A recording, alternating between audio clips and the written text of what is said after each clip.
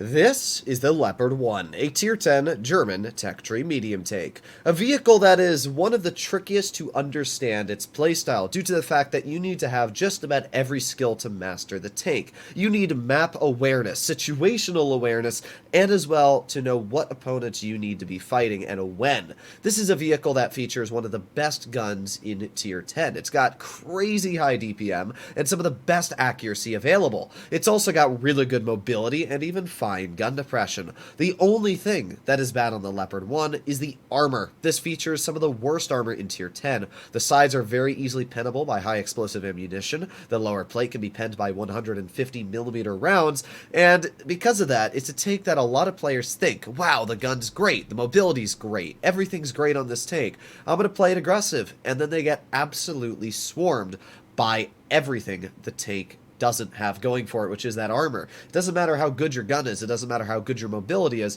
if you start fighting a tank like a hull down M48 Patton, you aren't going to be able to use your advantages to deal with your opponents. The best way I can describe the playstyle of a Leopard 1 is a mobile tank destroyer. It's very similar to the Bosch Option 25 ton, where you never want to directly put yourself in the fire of the enemy opponents. If you are the main player taking the shots for your team in a Leopard 1, you are actually doing a disservice to your teammates down to the fact that you have one of the most important guns out there, and if you're able to maximize that use of the gun, you can do a lot better for your team and help everybody out. So if you're in a game where you've got 2 or even 3 mobile vehicles, and they're not, a Sheridan or something that's a light tank that can't take shells for you, but if you're in a game and you've got, for example, an Object 140 on your team, you should allow that 140 to play a bit more aggressive than you, stay behind, cover him, and do your job like that. So that's exactly what we're going to try and do in this battle here. We're going to take a look at the enemy lineup, and we see they only have one medium, being an Object 907. So already, that's a benefit for my side of the game. That means that I can play a bit more aggressive if this Object 140 allows me to, and we can take advantage of the fact they only have one medium tank. Now, in return, they have an extra tank destroyer. They have 2 FE2 and 5B183s and an Object 263. Now, unfortunately for me, having 2 183s is not a very good conundrum because, well, yeah, the Leopard, as we talked about, does not have a lot of armor, and the 183 can actually pen everything on my front. The only spot it's really going to struggle to pen, I guess, would be my tracks. Because of that, you have to be very, very careful. But we can see the Object 907 is already spotted in mid. In fact, we get a free shell into the Object 907 as well. So already, the biggest threat to me, which is the tank that would keep me spotted and allow the 183s to see me, is currently the one that is being shot and not incredibly high on health. What that means is that we are already at a pretty big advantage towards this side of the map. Now, I would expect the 183s to sit somewhere right in these hills in front of me. So because of that, I'm going to go wide, and I'm going to play this very, very cautiously, because I don't know where they are or what they're planning on doing. But judging that I have not spotted a 183 in this far corner over here, what I'm going to do is I'm going to go all the way wide, because once again, I'm expecting the 183s to be sitting in the back of the map. So if I go wide all the way back here, I might spot one, and there you go, spotted an enemy 183 in the back spawn. So there's one shell into his vehicle. Let's go for a second shell into his tank, and now what I'm going to do is I'm just going to wait right here. The Object 140 is going to send it in, and the 183 misses. Now that 140 is very, very lucky, or not the 183, the Object 140 is very, very lucky. We can see that there's another 183 who is not looking at me currently, so because of that, we're going to get a shell into that 183. We get one shot into him, not too bad at all. Now we're going to reload, and we're going to get one more shell into that 183. With that, we've already dealt 2,200 damage, which is not too bad at all. This 183 is still pushing up, which means we might just be able to get another shot into his vehicle, which we were able to right there. With that, that 183 is not enjoying life all too much. We get another shell into that FE2 and 5B 183. Now he's down to 145 health. That 183 is no longer a threat, and as you can see, he's dead. Now, the Object 263 is a deadly tank, but the thing about the 263 is that it does not carry a turret, which means all I need to do is get towards his side. I need to track him, which I was able to do right there. And this is once again where you need to use the strengths of your tank against the enemy's weaknesses. The Object 263 does not have the capability to really deal with a vehicle like mine, especially with the fact it doesn't have a lot of gun depression. So I'm going to use that advantage to my side, make sure that that 263 with the very poor gun depression it carries cannot hit me. Now we're going to try and bait a shell from his vehicle. We're just going to chill here. He does hit me. I'll give him credit. That was a pretty nice shot from the 263. But we're able to hit him right back. And at that point, the Object 263 is now a one-shot. So at this point in the game, it's not too much of a worry for me. I'm just going to hit him with an HE shell. Doesn't hurt me all too much. I can just chill here. Keep on trying to hit him with an HE shell. Let's just chill here again. And there you go. Another HE for 49 damage. I'm just hoping that this 263 grows impatient and tries to push me and allows me to hit him. But oh, that HE did no damage. The problem is you can see my team is losing the other side of the map. I don't want to lose any health that I don't need to try and clear this guy. But if he misses, he dies. So kind of hoping that he shoots. There you go. We were able to finally bait the shell from the Object 263 and now finish him off. There you have it. All we have left is an enemy 183, but that's completely fine, because I've still got 930 health left, and that Object 907 only has 752. I also have a lot more damage per minute than that Object 907, so at this point in the battle, this is going to be a win. There's the 907, and I'm going to ram him as well for a nice chunky bit of damage. I'm going to make sure that the 907 wastes as much time as possible to try and hit me, and we finish him off.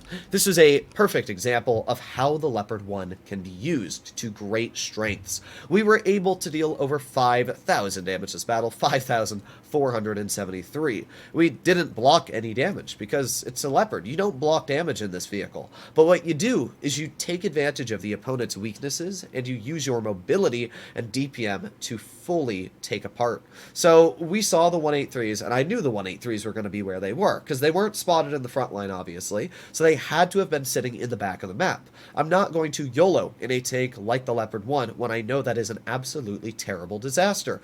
So instead, I went all the way far wide, took advantage of those 183s. My Object 140 YOLO'd, and I'm not sure why he did that, but he actually gave me basically a free farm on those 183s, allowing me to just absolutely tear them apart. So I took about 2,000, maybe 500 damage just off the 183s alone.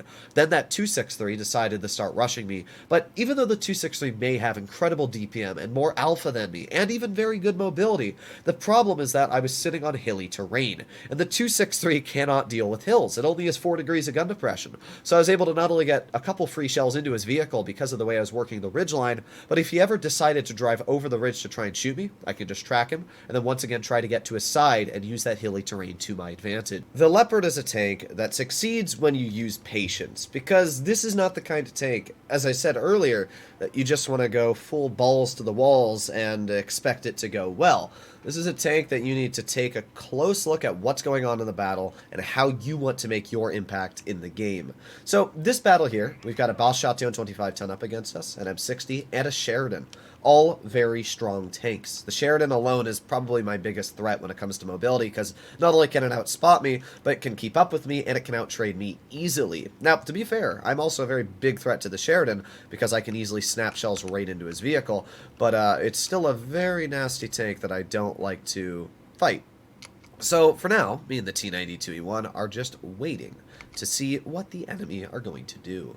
Now, weirdly enough, we have not spotted anything over towards A side, which is a bit awkward. Normally, you will spot something, but as we can see by the M60 in mid, I would expect the enemy team to have all gone, oh, what the heck? Wow, okay. Never mind, I lied. I have no clue what the enemy's doing. I would love to shoot this bat chat. Wow, I'm actually very surprised we ended up hitting that. I thought that chieftain was going to eat that shell. But as you can see, the gun already has done a pretty solid job. Now, I'm getting the flock out of here. This is a perfect example of where you want to stay calm and passive in a Leopard, because we can see what happens when you do play a little more than you can chew. You get stuck in a situation like this where you don't really want to be here, and you see like every tank gets spotted instantly. Now, I don't know why the lights and mediums on their team took so long to do what they were going to do, but because of that, it definitely put a big hindrance on this battle. So, what I'm going to do is I'm going to drive right over here and try and get to the side of this motion. And this is where I might just be able to... What? Okay. Guess I'm spotted, guys. Interesting. I have nothing else to say, but interesting. I don't even know what spotted me. Of course. Of course. Well, I knew I was spotted because that motion was looking towards me, which, as I said, made very little sense to me. I wouldn't understand why some German super heavy across the map could have possibly spotted me. So it made very quick sense to me. As soon as that bat chat shot, I just thought the bat chat was still where he was. I guess he just saw me moving, followed me over to where I went. So for now, we're just going to chill right here And we'll see if this bat chat decides to come towards me. For now, there's no point to really push up. I'll give it another... Yeah, there you go. Perfect. Now that the bat chat has given away his position, it's my perfect time to strike. We can see the rest of the enemy team is spotted off towards the other side of the map. So I'm going to get right behind this bat chat. Let's load it in HE shell. And there you go. One nice slap plus a ram for 605 damage. This bat chat at this point is in a very, very bad situation. And, well, yeah, I mean, long live the bat chat, right? So that there is a good example of where you use the Leopard. You wait for your opponents to make the mistake, and then you take advantage of that mistake, which we were able to do very, very easily. So the bat chat's dead. No more of him. At this point, it is a 3-2-6. So this is already a win. This is a pretty easy win at that. And now I'm going to use that good mobility the tank has to get behind the enemy. I think both of them have shot at this point, so we're just going to get behind this object 704. We're going to keep on going. I'm more worried about this 704 than the 210 E4 because I know that I can deal with the E4. I don't know that I can deal with the 704. So here we are, and bonk. So, not a bad battle at all. We did not deal a crazy amount of damage this game. We probably only did, as it said on the banner, about 2,500. But damage isn't everything. This battle, I was able to deal with the bat chat on the enemy team and take him out of the game. Actually, that's right, we rammed a bit as well. So we did just shy of 3,000. But what the point of this battle is that, sure, I didn't do 5,000 damage like the last game, but what I was able to do is take advantage of the biggest threats on the enemy. I knew that that bat chat was going to get me spotted like he did before, so I took advantage of it the moment he got spotted. I made sure there was nobody else that could push me, and I cleared him. I specifically knew that that M60 couldn't even get to me just because of the fact I had the YAG, and there was another teammate as well in mid that he could not get past. Not only that, but after that, I was able to go for that 704. I knew that if I went for the 704, the E4 wouldn't be able to turn fast enough all the way around to deal with me. So that's kind of what I did. So either way, the Leopard is a very tricky tank. And obviously when playing a tank like this, you'll notice I play very different to the rest of my tier 10s. It's kind of like how I play the bat chat, where I look for weaknesses in the enemy team, and I take advantage of it using the high DPM, great accuracy, and super solid mobility this tank has. Hopefully this video helped you out. It's definitely one of the harder tier 10s to play, but man, I really enjoy playing the Leopard. It's a super solid tank. I'll see you in the next one. Bye-bye.